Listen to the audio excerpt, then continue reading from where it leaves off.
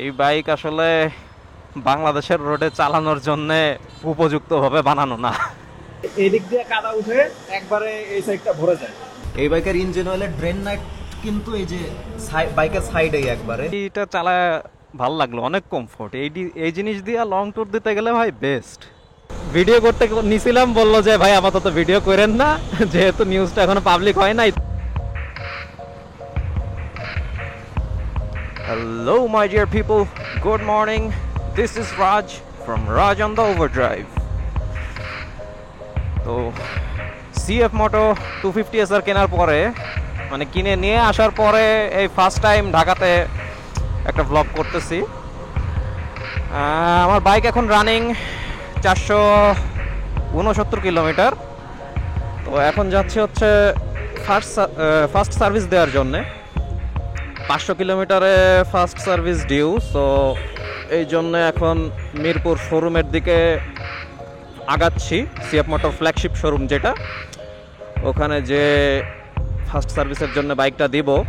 আর এই ফার্স্ট সার্ভিসে সিএফ মোটো এই বাইকে কি কি কাজ করে, এদের টোটাল সার্ভিস কি রকম, এর ওভারঅল একটা রিভিউ ইনশাল্লাহ আপনাদেরকে দেওয়ার চেষ্টা করব। So let's go to the service centre. Engine oil কিনে নিয়ে আসলাম। এই যে মোটুল দুইটা মিনারেল কিনছি, 10W40 মিনারেল কিনলাম কারণ ব্রেক ইন পিরিয়ড চলতেছে, হুদাই সিনথেটিক দেয়া লস ছাড়া কিছুই না। কারণ 500 কিলো পরে আবারও ফালাই দিতে হবে, তার উপর ইঞ্জিন অয়েল লাগে 1450 ml এখন ফিল্টার সহ চেঞ্জ করতে গেলে। এটার হচ্ছে আপনার ফিল্টার বাদে যদি ইঞ্জিন অয়েল চেঞ্জ করি তাহলে হলো 1350, আর ফিল্টার সহ করলে 1450। সো এই যে দুইটা বোতল কিনছি, আর যেটুক থাকে সেইটুক পরবর্তী ইউজের জন্য রেখা দিতে হবে।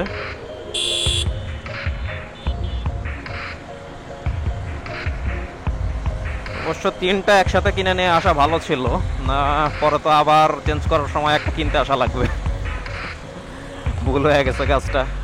তো যাই হোক, এখন শোরুমে যাই, অলমোস্ট চলে আসছি। ঢাকার রাস্তার যে অবস্থা, এখানে বাইক রাইড করতে বিরক্ত লাগে জ্যামের জন্য। আর এই 2 দিন বৃষ্টি হয়েছে, কাদাতে বাইকের যে কি অবস্থা এটা নামার পরেই দেখাইতেছি।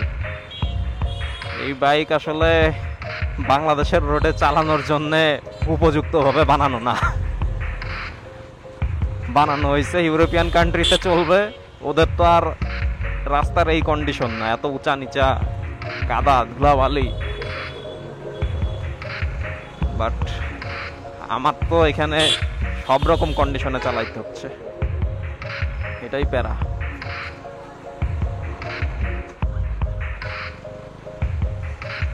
একটার পর একটা স্পিড ব্রেকার। এখানে যদি আমার পিলিয়ন থাকতো ইনস্ট্যান্ট বাইদা যাইতো। এটা হলো পিলিয়ন নিয়ে চালানোর সব থেকে বড় ঝামেলা এই বাইকে। বিশাল কাহিনী কইরা স্পিড ব্রেকার পার করা লাগে। তো এই যে সামনেই সিএফ মোটর শোরুম, চলে আসছি।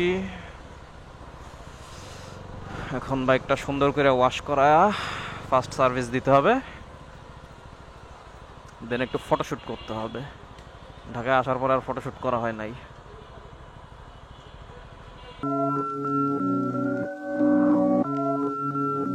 My heart is so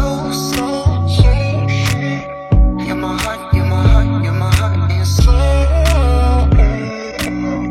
my heart, my heart, my heart is so you're my heart, you're my heart, you're my heart is so। Bike ওয়াশের কাজ এইমাত্র শেষ হইলো, ফার্স্ট সার্ভিসের জন্য এখন রেডি হচ্ছে। ওয়াশ করতে বেশ ভালোই টাইম লাগছে। এই কয়েকদিনে যে পরিমাণ কাদা লাগছিল, যা উঠাইতে যায় অবস্থা খারাপ হয়ে গেছে। এখন এই বাইকের মেইন প্রবলেম হচ্ছে কাদা উঠে প্রচুর।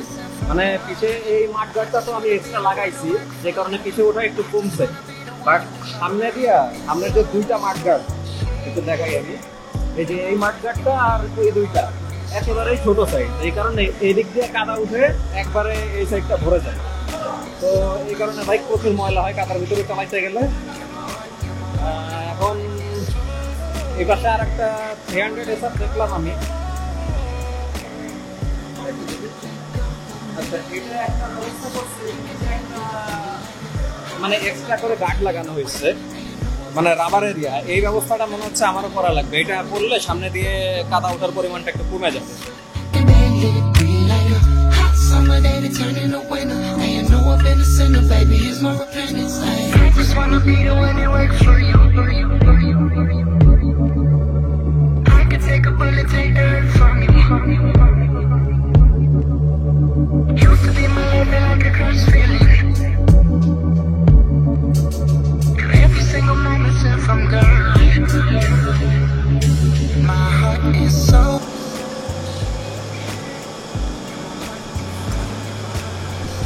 বাইকের অয়েল চেঞ্জ করা হচ্ছে এখন। কালার তো ভালোই আছে, থাকারই কথা। এখন ব্রেকিং পিরিয়ড যেহেতু করাই লাগবে। একবারে গোল্ডেন কালারের অয়েল এখনো দেখা যাচ্ছে।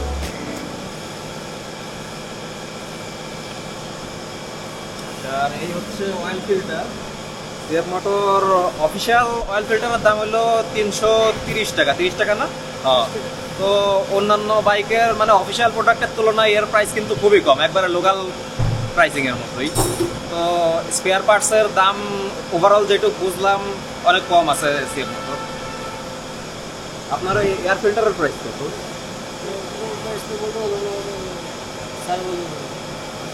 আর বাকি আইটেম যেগুলোর প্রাইস আছে আমি টুকটাক একটা শুনছিলাম কমই আছে, যেগুলা পরবর্তীতে শুনবো আমি আস্তে আস্তে আপডেট করে দেবো।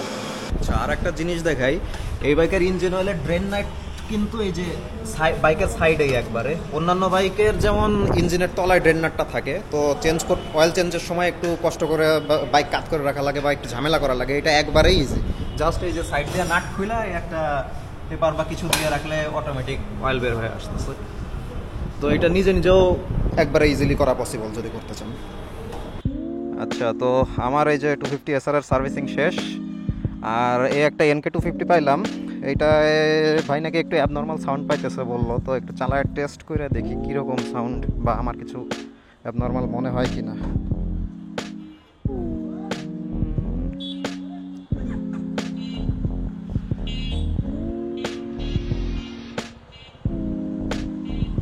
বাহ, এটার সিটিং পজিশন অনেক কমফোর্টেবল, অনেক।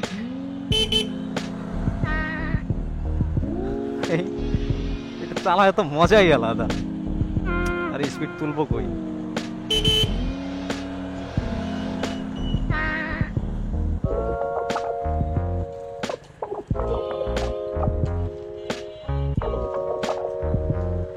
উনি বললো যে 30-এর উপরে তুইলা ক্লাচ ধরে দেখতে গিয়ারে না কই নাকি উনার অ্যাবনর্মাল লাগতেছে সাউন্ড। বাট আমি তো স্পিড তোলারই জায়গা পাইতেছি না।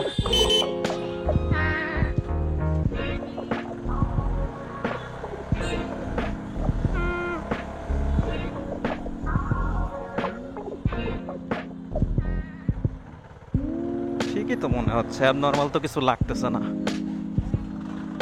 আমার কাছে। এইটা চালায় ভালো লাগলো, অনেক কমফোর্ট। এই জিনিস দিয়ে লং ট্যুর দিতে গেলে ভাই বেস্ট। আর বাংলাদেশের যে কটা নেকেড স্পোর্টস বাইক আছে বর্তমানে, এমটির সাথে কম্পেয়ার, এমটির থেকে বেটার, অবভিয়াসলি বেটার। জাস্ট এটাতে স্লিপার ক্লাচ নাই এই দিক দিয়ে, তাছাড়া বাকি সব দিক দিয়ে এই বাইক আমার কাছে এমটির থেকে বেটার। আর এমটি তো বাংলাদেশের 1 নাম্বার নেকেড বাইক, এটা সবাই জানে, এক্সট্রা করে বলার কিছুই নেই। হ্যাঁ, ঠিকই আছে, স্যাটিসফাইবল।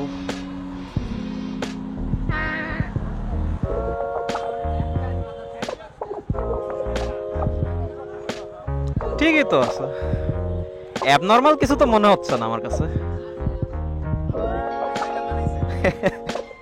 আমি স্পোর্টস বাইক লাভার অলওয়েজ, এই জন্য এটাও আমার ভালো লাগছে। বাট এর আগে R15 চালাইতাম, তো ওই জন্য নেকেডে আমার স্যুট হবে না, তাই এটাই নিলাম। ওকে, তাহলে দেখা হবে। ওকে, তো সার্ভিসিং শেষ করে বের হয়ে পড়ছি। এবারে যে এদের কাজ কারবার ফার্স্ট সার্ভিসে আমার কাছে বেশ ভালোই লাগলো। যদিও এরকম অফিসিয়াল সার্ভিসিং আমি জীবনে কোনো বাইকের করাই নাই, এর আগে করতাম মানে R15 চালাইতাম, সেটা ছিল আনঅফিসিয়াল। আমি সারা জীবন লোকাল মেকানিকের কাছেই কাজটা করাইছি, সেই হিসেবে এদের অফিসিয়াল সার্ভিসিং অনেক বেটার। সিএফ মোটো মানে যেভাবে কাজ করলে A to Z everything check দিছে, অয়েল চেঞ্জ তো করছেই, দেন আমার ট্যাঙ্ক খুলে সব ভিতরে যা যা আছে এফআই এগুলা সব চেক দিল দেখলাম। দেন এই ক্লাচ, ব্রেক, লিভার এগুলা লুপ করলো। এছাড়া হ্যাঁ, মেইন জিনিস যেটা সাসপেনশনে এই যে লো ক্লিয়ারেন্সের যে সমস্যাটা, এটার একটা সলিউশন, মানে ওরা এটা হচ্ছে স্পিনিং টাইপ সাসপেনশন, তো এটা ঘোড়ায় একটু টাইট করে দেওয়া যায়, তো হালকা একটু টাইট করছে। এখন বললো যে এই জন্য ক্লিয়ারেন্স একটু বাড়ার কথা।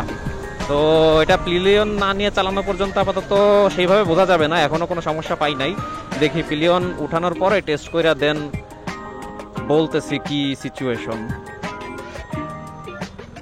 বাট আশা করতেছি আগের মতো অতটা বাঁধবে না যেটুক বাঁধতেছিল। ইঞ্জিন অয়েল চেঞ্জ করে এখন মোটল ইউজ করতেছি। এটা 1000 মতো চালাবো, দেন আবার আর একটা চেঞ্জ দিব। অয়েল ফিল্টারও সেই সাথে চেঞ্জ করা হয়েছে। তো বাইক চালা বেশ ভালোই পারফরমেন্স পাইতেছি, মানে পারফরমেন্স পাওয়ার মতো এখনো চালাই নাই। এই প্রথম একটু ফাঁকা রাস্তা পাইলাম, এছাড়া তো ঢাকার মধ্যে 80 ক্রস করা মানে কি বলবো আর। আর মেইন নিউজ তো বলতে ভুলেই গেছি, সিএফ মোটো NK 250 যে মডেলটা, এইটার কিন্তু নতুন একটা ভার্সন আসতেছে। আমি এইমাত্র শোরুম থেকে দেখে আসলাম, ওরা ঢেকে রাখছিল, মানে জিনিসগুলো এখনো পাবলিকালি অ্যানাউন্স করে নাই। কবে অ্যানাউন্স করবে বা প্রাইজিং এগুলোও আমাকে কিছু বলে নাই। আমি ভিডিও করতে নিছিলাম, বললো যে ভাই আপাতত ভিডিও করেন না, যেহেতু নিউজটা এখনো পাবলিক হয় নাই, তো ওরা এখনো কাউকে জানাইতে চাচ্ছে না। বাট আমি কালার দুইটা দেখছি, এই দুইটা হচ্ছে আপনার NK 250 সেমই, বাট ইউএসডি সাসপেনশনের বদলে মনোশক সাসপেনশন ফ্রন্টে, আর আপনার ইঞ্জিন হচ্ছে এফআইআর বদলে কার্বুরেটর। এই দুটাই মেইন ডিফারেন্স যা দেখলাম। তো আশা করতেছি এর কারণে দাম অনেকটা কমে যাবে। এইটা অবশ্যই ভালো একটা নিউজ সবার জন্য, কারণ NK 250 কিন্তু আসলে জোস একটা বাইক। একটু আগেই টেস্ট রাইড দিলাম আমি, দেখলেনি? ওটার সিটিং পজিশন অনেক কমফোর্টেবল, লং ট্যুরে এই বাইক নিয়ে যাওয়া মানে জোস ব্যাপার। আর কার্বুরেটর ইঞ্জিনের সুবিধা একরকম, এফআইআর সুবিধা আর এক রকমের। ওইটা হয়তো মাইলেজ একটু কম দিতে পারে, বাট মেনটেন্যান্স তুলনামূলক ইজি। আর অনেকেই আছে বাংলাদেশে যারা এফআইআর থেকে এখনো কার্বুরেটর বেশি পছন্দ করে, তো তাদের জন্য। আর কম, মেইন কথা হচ্ছে প্রাইসিং হয়তো কম আসবে, তো সেই হিসাবে it will be a very good deal.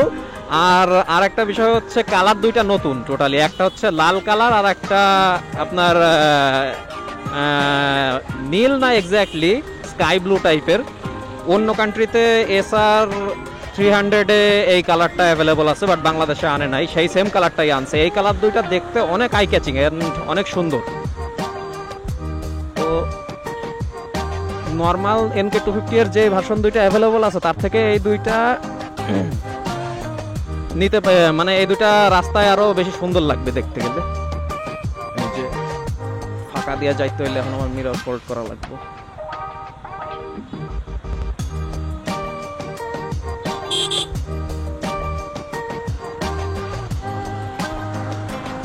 মাত্রই বাইকটা ওয়াশ কইরা সার্ভিস দিয়া সুন্দর কইরা রেডিমেডি কইরা বের হইলাম। এই যে বের হয়ে আকাশ মেঘলা, এনি মোমেন্টে বৃষ্টি পড়বে। মানে কেন ভাই, আমার সাথেই কেন এমন হয়? আজকে ওয়েদার পুরো ড্রাই থাকবে, আমি সুন্দর করে এখন এখানে ফটোশুট করব, এর জন্য আসছি। এখন যদি একটা বৃষ্টি পড়ে, আমার পুরা বাইক কাদাতে ভইরা যাইব। এটা কোনো কথা হইলো? আল্লাহ দিও না, বৃষ্টি দিও না। আমি এখন একটু ফটোশুট করে নিই আগে।